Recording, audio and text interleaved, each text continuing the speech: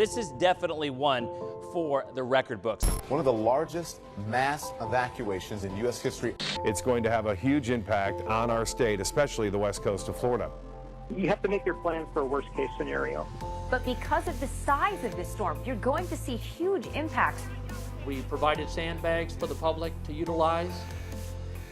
Now it's shifted off into the Gulf, and it could shift even further. Sarasota is just south of Tampa, right? One of the areas that's expected just to get the brunt of the storm. And it's a combination of law enforcement, fire rescue, highly skilled professionals that will do their job.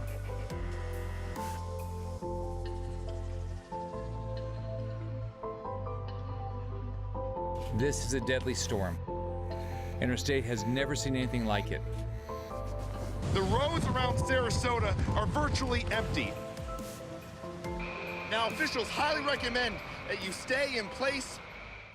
Even though Hurricane Irma has passed through our area, once damage assessments are done, our tactical first aid teams and our scouts went out and started finding down power lines right away. They started finding down trees. If you look out on the street now, you'll see emergency vehicles traversing. The teams are out there reporting back hourly. We are, as a county government standpoint, seeing a transition to an initial recovery phase, really working with parallel operations right now, and will be for some time, with the EOC still active and our recovery operations underway, but many of our government services now being available for the public.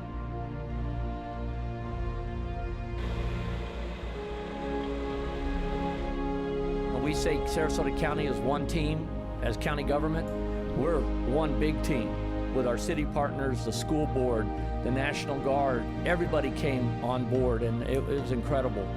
And we had some challenges, and we overcame them together calmly and effectively.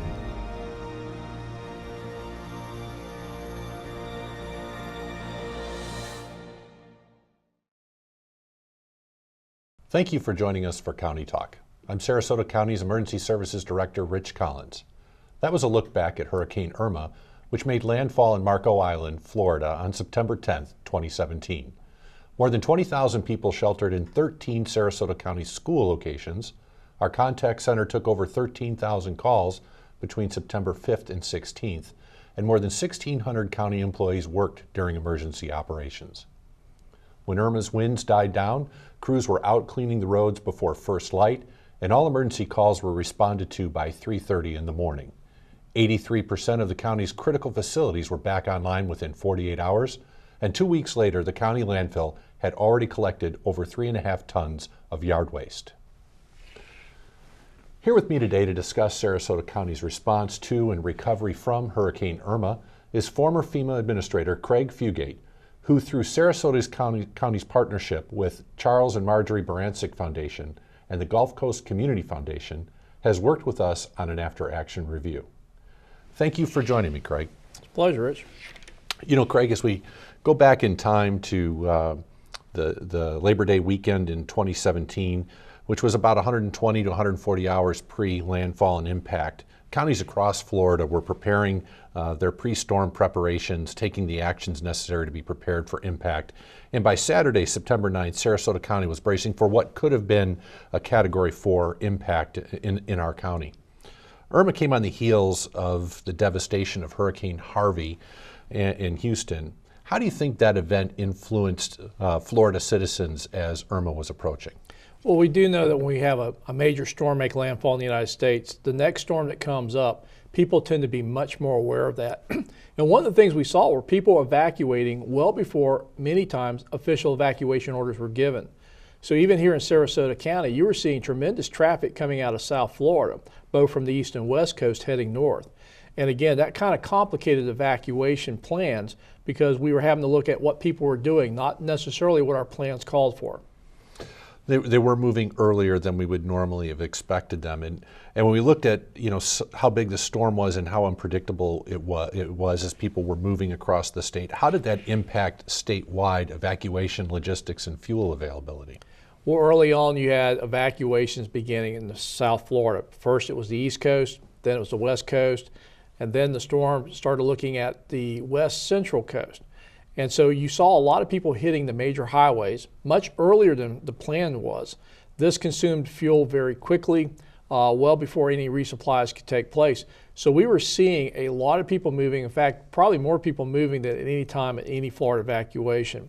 Tremendous shortfalls in fuel delivery systems impacting how far they could go. And counties having to adjust their plans multiple times as Irma storm track changed. We definitely saw the fuel availability being an issue as people were trying to move across the state. You know, as the storm came up the spine of the state, as it impacted us, affecting many of the 67 counties in the state, how were the resources across the state taxed because of the storm from a state perspective? Well, from a state perspective, you had probably one of the biggest resources the state of Florida had was the National Guard, and having to deploy National Guard and again readjust that multiple times. But I think one of the other things that happened, many counties who historically provided mutual aid to other counties weren't able to do that until the track was more certain or we actually saw the landfall. And because so many counties had power outages, again, initial response was pretty much the counties were having to manage with their local resources as the state began shifting to the hardest hit areas. It was a lot of movement of supplies and equipment as the storm impacted the state. Absolutely. We've discussed the impact of Hurricane Irma on the state. And when we come back, we'll talk with Craig about Sarasota County's response to the storm and the unique review process we underwent to continue our commitment to the safety of our citizens. Stay with us.